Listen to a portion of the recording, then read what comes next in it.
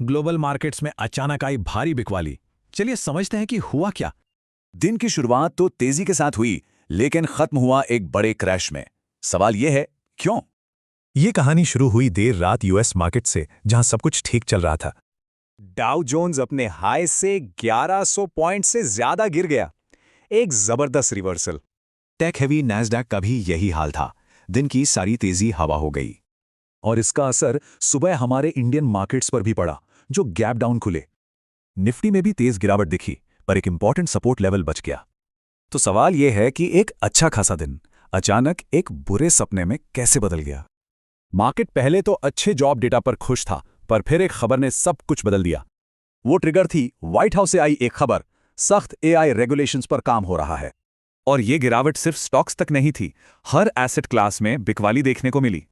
सबसे बड़ी मार पड़ी एआई स्टॉक्स पर, जो अब तक हाई फ्लाइंग थे। क्रिप्टो मार्केट का हाल तो और भी बुरा था। वहां तो ब्लड बैथ देखने को मिला। बिटकॉइन, जो नए ऑल टाइम हाई पर था, सीधा $80,000 की तरफ लुढ़क गया। और इथीरियम तो अपने पीक से लगभग 45% तक नीचे आ गया।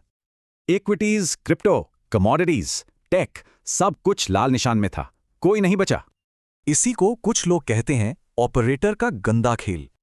यानी बड़े प्लेयर्स ने इस खबर का फायदा उठाया और मार्केट को जानबूझकर गिराया। इस सडन रिवर्सल ने खरीदने और बेचने वाले दोनों तरह के ट्रेडर्स को फंसा दिया। तो अब सबसे बड़ा सवाल, आगे क्या? इन्वेस्टर्स को किस पर नजर रखनी चाहिए? आगे का डायरेक्शन समझने के लिए ये 3 डेटा पॉइंट्स बहुत जरूरी हैं। अब देखना यह है कि क्या ये सिर्फ एक दिन का पैनिक था या फिर एक बड़े करेक्शन की शुरुआत।